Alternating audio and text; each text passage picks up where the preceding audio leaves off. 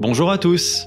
Aujourd'hui, je vais vous parler, dans le cadre de la première ouverture du Grimoire, d'un philosophe allemand dont on ne finit pas de parler, tant ses thèses sont séduisantes à lire. Je veux vous parler de Friedrich Nietzsche. Pourquoi est-ce que je m'apprête à vous parler d'un philosophe dont on parle tant? Pourquoi une énième vidéo à ce sujet? Il m'a semblé que certains détails de sa vie étaient trop discrètement évoqués. Je veux vous parler de son enfance. Quelle est selon moi la force majeure de ce philosophe, qui peut nous le rendre si intéressant? Parce qu'il m'apparaît comme un puissant antidote face aux poisons les plus redoutables de notre époque. Lequel de poison, me direz-vous? N'avez-vous pas déjà rencontré ou entendu un proche, ou de façon plus lointaine un certain type d'intellectuel, de toute espèce, un homme politique, ou encore un prêcheur de morale, qui vous a dit avec véhémence et certitude « Quel est votre bien ?» et à contrario, quel était le mal qu'il faut fuir, sans vous demander vraiment de réfléchir à ce sujet? Je suis convaincu, si vous me permettez, que oui. Nietzsche, plus que bien des philosophes sans doute, nous enjoint à penser par nous-mêmes. Certes, d'autres penseurs nous le disent. Kant, par exemple, avec son « ose te servir de ton propre entendement », mais bien des fois, il nous demande de croire à leur thèse souvent séduisante, édictée parfois de façon implacable. Nietzsche aussi s'est joué au doctrinaire, au sachant de temps à autre, mais jamais, au grand jamais, il nous a demandé de le suivre comme on le ferait envers un chef, un gourou ou un maître. La seule chose qu'il nous ordonne, c'est de devenir notre propre maître. Pour nous démaquiller un petit peu les yeux, il va attaquer devant nous toutes ces idoles qui, sous prétexte de vouloir notre bien, notre progrès moral, notre bonheur, nous mènent en réalité tout droit à la régression, à notre infantilisation, à une duperie généralisée. La religion, la morale, la politique, la science, la philosophie, tout y passe. Il remet en question toutes nos certitudes spontanées. Alors le lire est déconcertant, il faut tenir bon. Mais regardez le résultat. Il sait nous convaincre que vivre séduit sur cette terre est notre plus grand bien, à contre-courant de bien des hommes qui professent qu'un grand bonheur nous attend ailleurs, dans un futur, dans une idéologie, dans un monde comme le paradis. Mais tous ont un point commun, notre réalité est négligée, parfois cachée, parce que trop difficile à regarder pour nous, pauvres humains trop fragiles. Nietzsche, lui, nous demande de nous surpasser, de briser nos mensonges les plus mesquins vis-à-vis de nous-mêmes, d'accepter ce qui arrive dans notre vie, tel quel. Pour tant de raisons, Nietzsche nous est familier, nous stimule et nous bouleverse. C'est lui qui a contribué à tant me faire apprécier la philosophie. Depuis sa lecture, je n'ai plus tout à fait été le même. Ou plutôt, j'ai commencé à être moi-même. Alors j'ai voulu comprendre, et c'est l'occasion d'un partage avec vous. Quelle est l'histoire de ce philosophe? Par quelle étape de vie est-il passé pour devenir Nietzsche à proprement parler? Ce penseur enthousiaste, ce dénicheur d'extrême, lui qui a fini par sombrer dans le mutisme le plus total. Son enfance est bien enveloppée de secrets, pourrait-on croire, tellement on en parle peu. Alors voilà, je vous rapporte ici les résultats de mes investigations à propos de ce philosophe hors du commun. Sans plus attendre, allons-y. Venez avec moi tourner les pages du grimoire, celles où s'inscrivent, en partie, l'enfance de Nietzsche.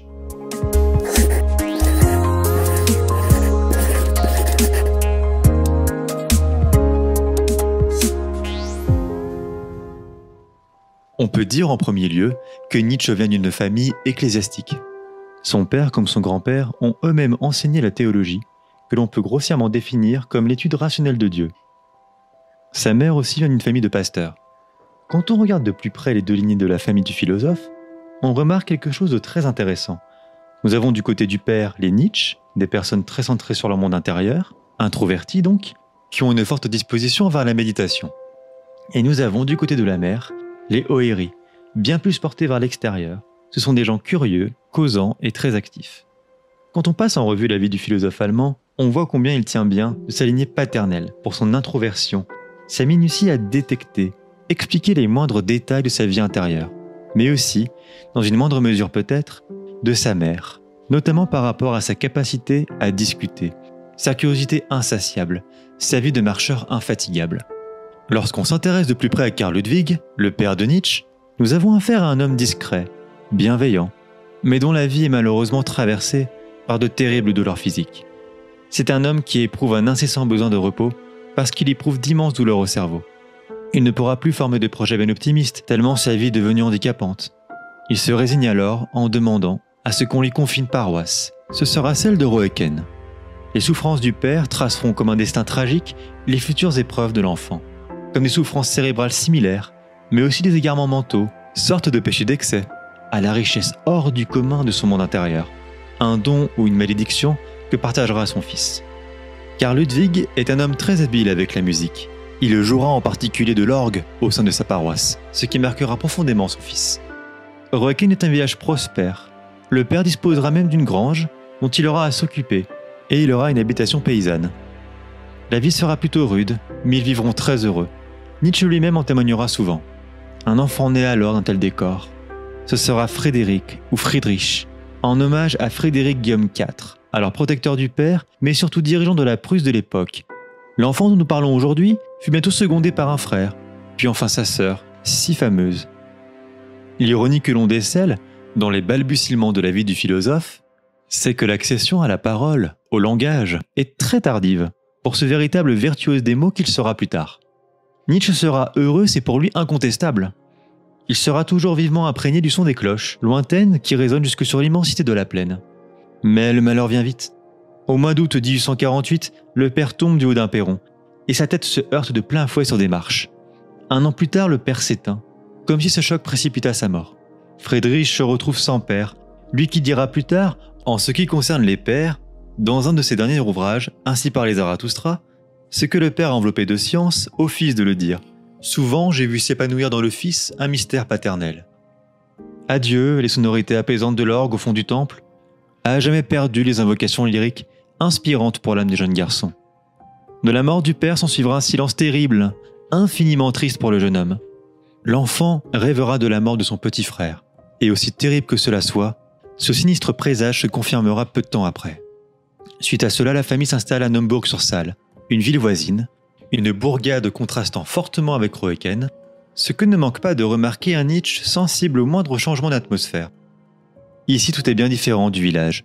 Les gens se croient sans se connaître. Il n'y a plus de plaines immenses. Tout semble encastré dans ce que Nietzsche verra de la ville comme un bastion diabolique. Le sanctuaire protecteur a disparu. Et dans ses écrits de jeunesse, il fera le témoignage de visions d'écroulement, d'effondrement. Quelque chose de son monde chaud et sécurisant semble avoir disparu à tout jamais. Malgré ce drame intime et géographique, il parvient à s'y habituer et découvre dans la ville de Naumbourg des beautés à nul autre pareilles, et qu'il décrira dans ses carnets de façon très minutieuse. À cette époque, il se voyait pasteur comme son père. Terrible ironie quand on sait qu'il critiquera férocement la religion chrétienne dans son ensemble. Mais jamais, tout au long de sa vie, il ne perdra cette ferveur si particulière, si fulgurance toute religieuse pourtant. C'est avec cette même fébrilité religieuse qu'il critiquera la religion, puisqu'il a cela dans le sang après tout. À l'école communale, il y rencontre deux camarades qui deviendront des amis très importants. Ils contribueront à l'éclosion de son tempérament et de ses goûts culturels, William Pinder et Gustav Krug.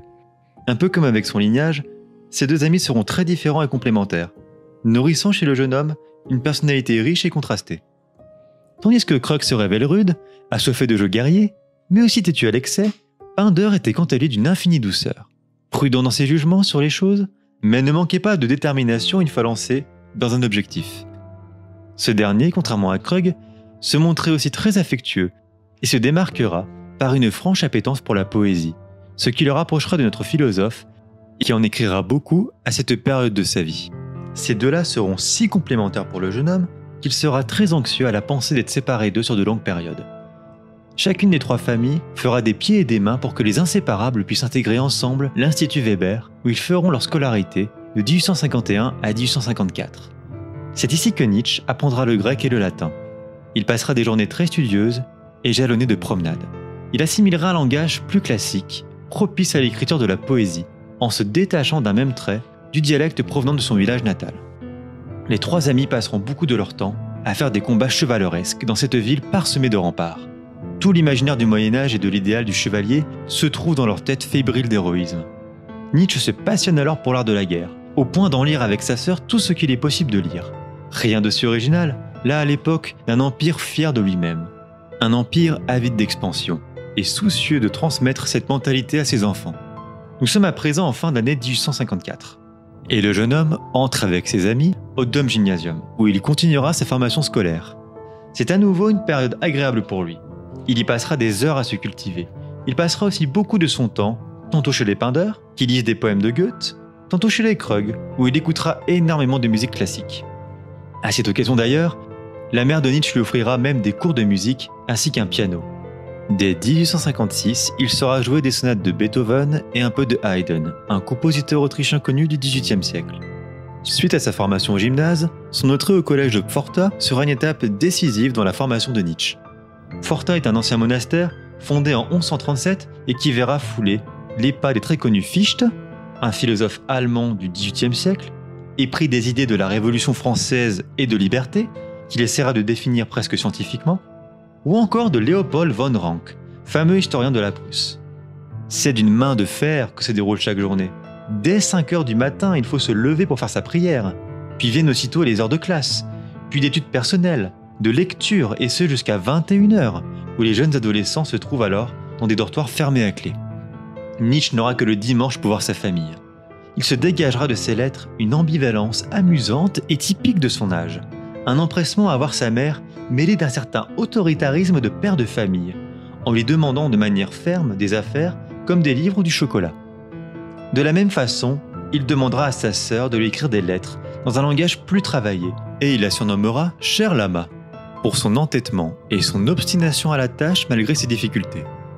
La discipline à Pforta est telle qu'elle marque au fer rouge adolescent dans sa manière d'être, ses habitudes, sa vision du monde.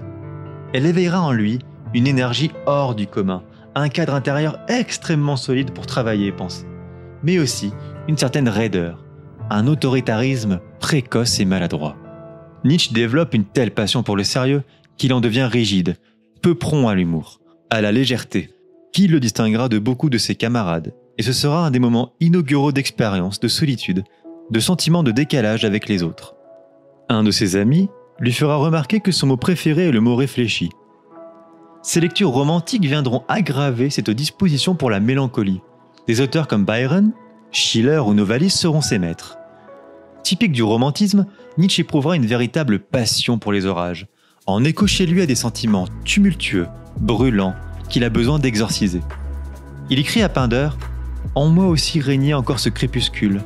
Pointe s'était encore levée en mon cœur une véritable allégresse solaire. » C'est peut-être en raison de cette abrasion de sentiments, si forte qu'il ne désire les montrer à quiconque, qu'il développe en réaction ce goût inconditionnel pour la maîtrise de soi, et ceci au point d'être dur et impitoyable envers lui-même et les autres.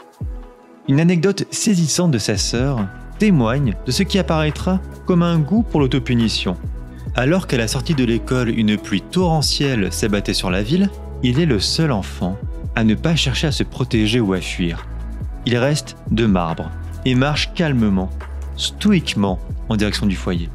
Alors que sa mère le gronde, il répond « Mais maman, le règlement de l'école stipule que les élèves ne doivent ni sauter, ni courir à la sortie de l'école, mais rentrer chez eux calmement et sagement. » On remarque là non seulement un culte masochiste à l'obéissance, mais aussi des traces profondes de cette éducation prussienne d'envergure militaire.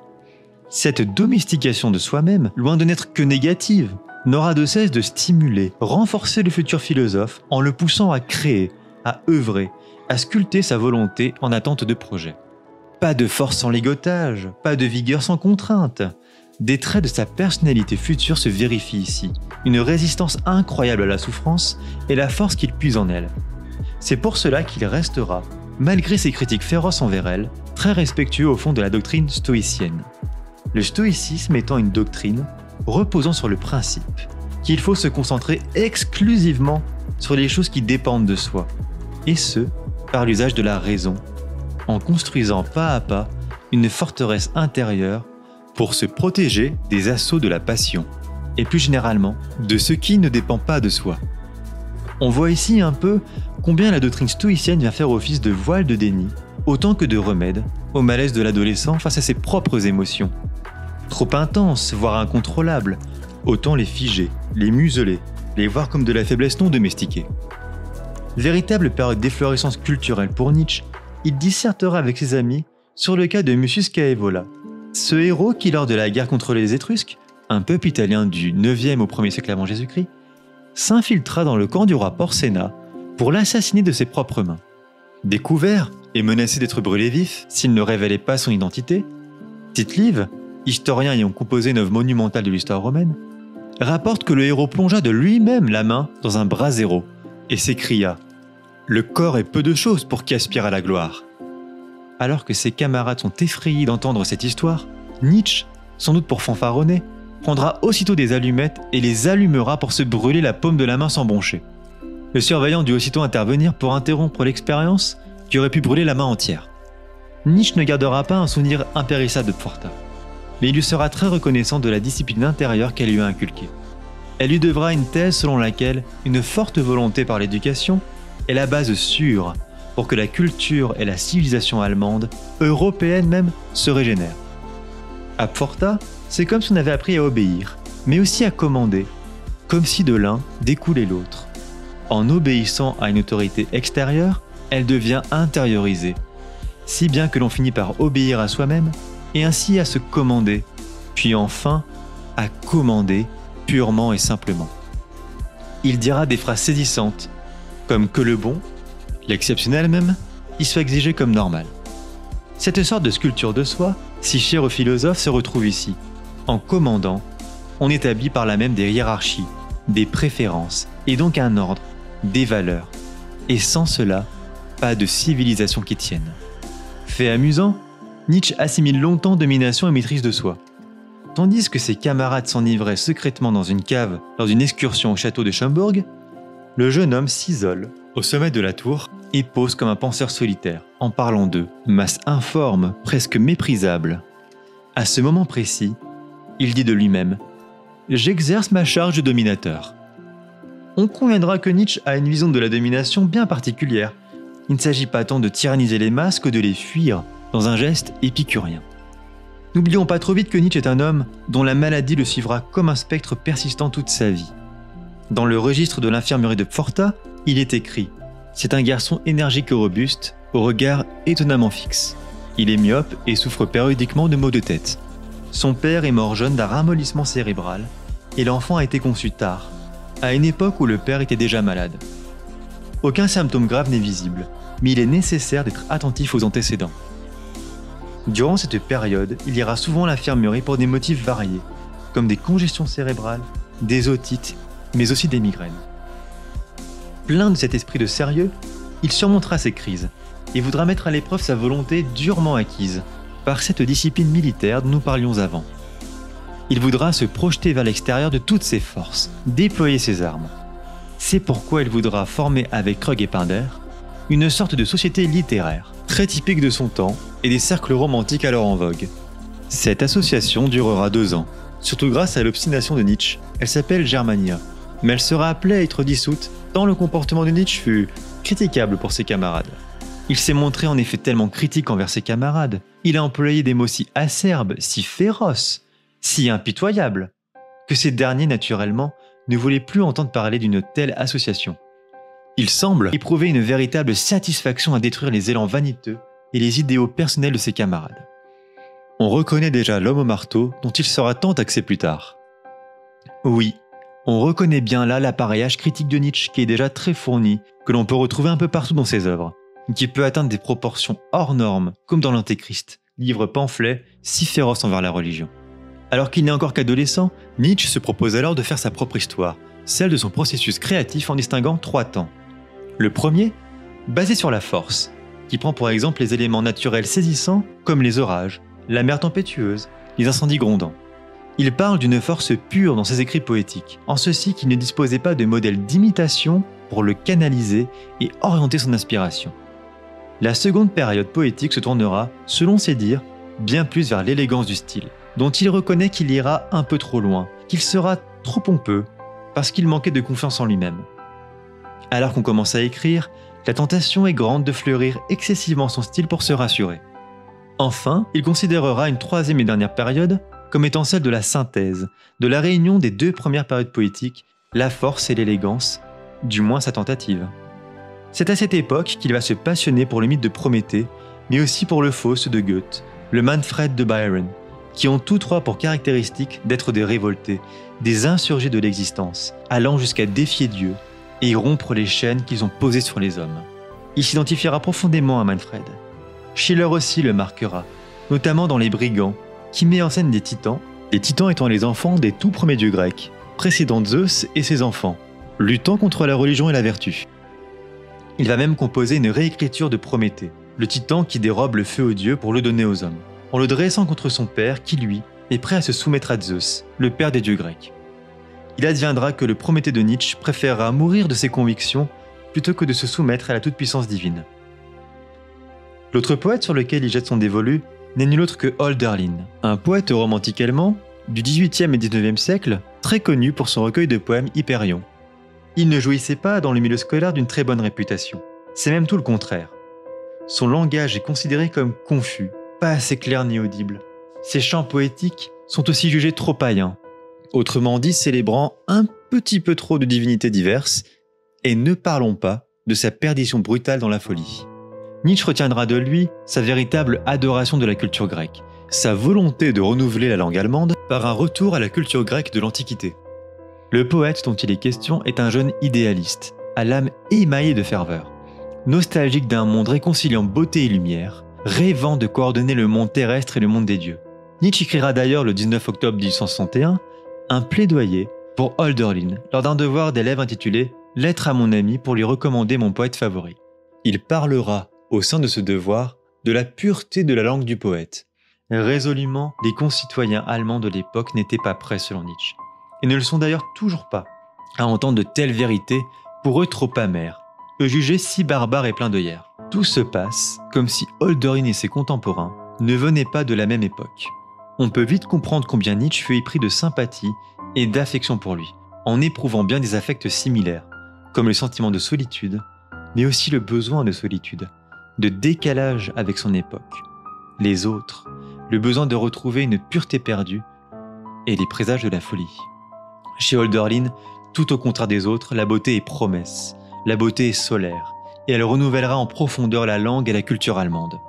Le premier livre de Nietzsche, qui paraîtra une bonne dizaine d'années plus tard, et intitulé Naissance de la tragédie, peut se comprendre comme une assimilation de cette pensée, et prendra comme promesse de renouvellement de la culture Wagner et son opéra. Le professeur Karl August Koberstein de Pforta, qui eut à corriger cette rédaction originale, lui fait part de ses réticences à louer ainsi un poète aussi controversé, qu'il juge lui-même égaré, d'une mauvaise influence, et de préférer un poète plus sain et bien sûr plus allemand. Pas moins de 12 ans plus tard, Cosima Wagner, la femme de Richard Wagner, le célèbre compositeur, dira la chose suivante. Richard et moi constatons avec quelque inquiétude la grande influence que cet écrivain a exercée sur le professeur Nietzsche. Rhétorique en poulet, accumulation d'images inexactes, il ne peut croire à ces poètes néo-grecs. Sans bien comprendre par là que Nietzsche puise ses ressources les plus intimes au sein de l'ADN grec, qui se révèle être une bulle réconfortante pour lui, qui sature alors de la culture allemande, de son langage froid, rigide, sec, un langage de bureaucrate, dirait-on aujourd'hui. Il devra aussi beaucoup à la culture romaine.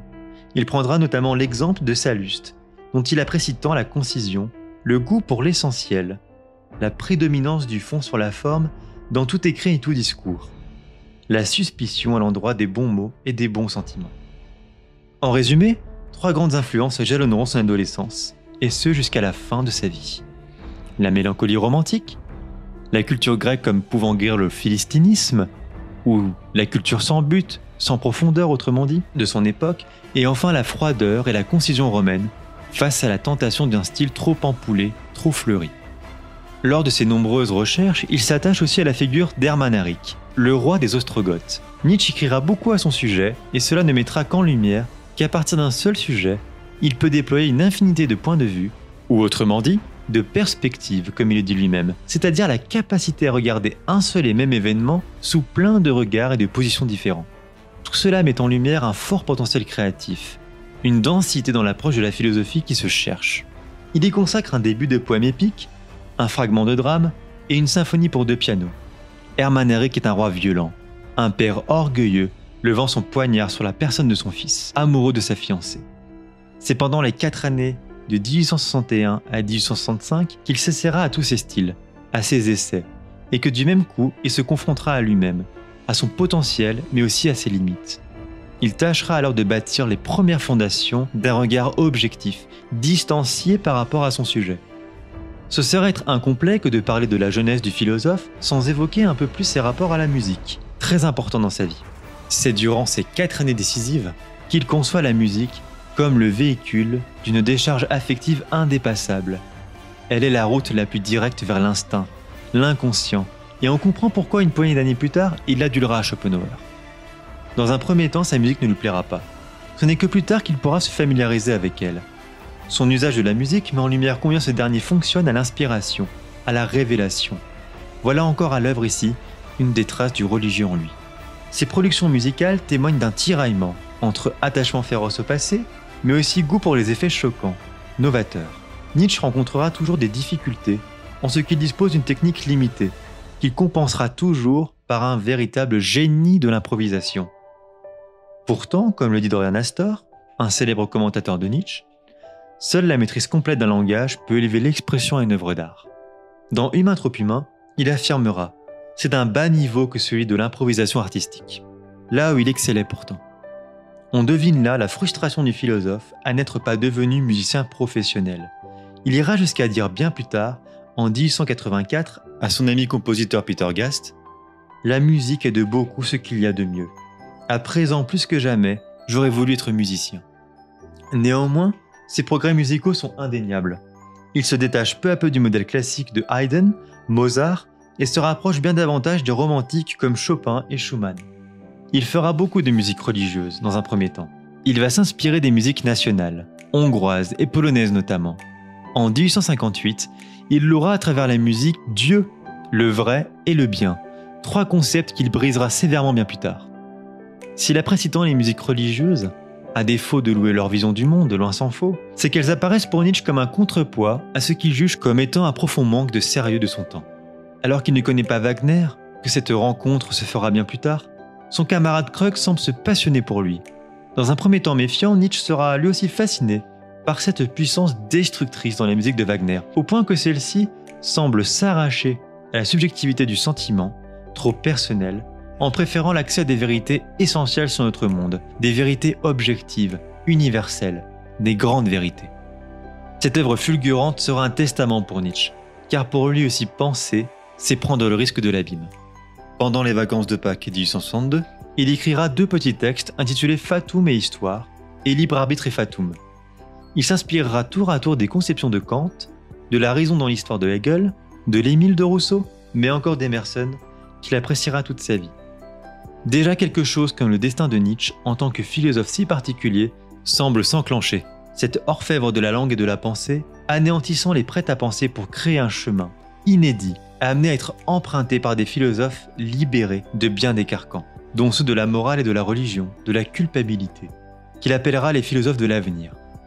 À travers ces 2 écrits inauguraux, on sent déjà combien Nietzsche éprouve le courage du doute, lui qui est pourtant fils de pasteur. Il ébranle tant de choses à la fois, l'éducation, la morale et la religion, tout ce qui en bref détermine les pensées et les comportements des hommes, en montrant à quel point ces 3 facteurs d'influence sont ancrés dans une histoire, qu'ils sont donc relatifs, c'est-à-dire que l'homme pourrait être autrement, et par là plus épanoui, ou moins enchaîné malgré lui. Nietzsche se fait déjà ici tout à la fois généalogiste et médecin de la civilisation. La question que pose alors Nietzsche, alors que l'homme est cerné par tant de contraintes, est bien la suivante. Comment être libre ? Il découvre l'histoire comme une gigantesque machine, produisant des vérités successives qui s'engloutissent les unes les autres pour laisser place à d'autres, dans un processus qui n'a pas de fin. Dans cet océan perpétuellement instable, la seule constance serait alors cette respiration insondable, mais bien présente de l'histoire, qui agit bien au-delà des motivations conscientes.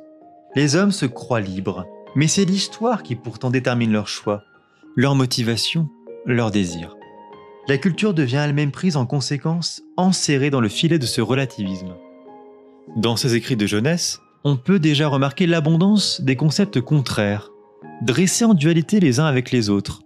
Le père et la mère, l'histoire et le devenir, le libre arbitre et le fatum qu'on peut définir comme étant ce qui est, ce qui ne peut être autrement, ou autrement dit la nécessité, mais bien loin de les préserver comme duels, dans un raisonnement binaire de type blanc opposé à noir, comme le bien et le mal, il aime déjà à les rendre conflictuels pour penser de façon nouvelle, les rendre solidaires entre eux dans la création d'une nouvelle réalité qui surpasse les schémas binaires. On peut l'entendre ici, la liberté est comme la force infinie que le fatum se donne à lui-même, le regard lancé derrière le monde mécaniquement déterminé de l'histoire pour contempler les devenirs. Dans le libre arbitre et le fatum, cette fois-ci Nietzsche cherche l'unité entre la liberté et la nécessité, deux concepts en apparence contraires, en ceci qu'on pourrait penser que la nécessité, autrement dit ce qui est et qui ne peut être autrement, s'oppose formellement à la liberté, qui elle pourrait tout inventer et modifier selon un processus créateur indéfini. Il va définir de façon nouvelle le concept de volonté, dont on connaît l'importance plus tard dans son œuvre, la fameuse volonté de puissance. La volonté étant définie ici comme un réservoir d'énergie qui peut rediriger le fatum, autrement dit ce qu'on pensait de l'ordre de ce qui ne pouvait être changé. Tout lui apparaît cristallisé par la volonté, autant dans le monde conscient de nos actes et de nos pensées que dans leur réalité inconsciente. Il n'y a donc pas de fatalisme à proprement parler. L'homme n'est pas strictement soumis à un destin dont il n'aura rien à redire. La volonté émanant de lui-même et des choses qui l'entourent peuvent à chaque instant rediriger, réorienter le destin. Nietzsche dira par exemple « Le libre arbitre sans le fatum ferait de l'homme un dieu, le principe fataliste en ferait un automate. » L'homme tient donc sur cette corde fragile, jonchée de tensions. Il devra combattre, survivre et même jouer avec cette dynamique des contraires. Fin septembre 1864, il recevra son certificat de maturité, une sorte de baccalauréat avant l'heure qui atteste brillamment de sa réussite d'études à Pforta.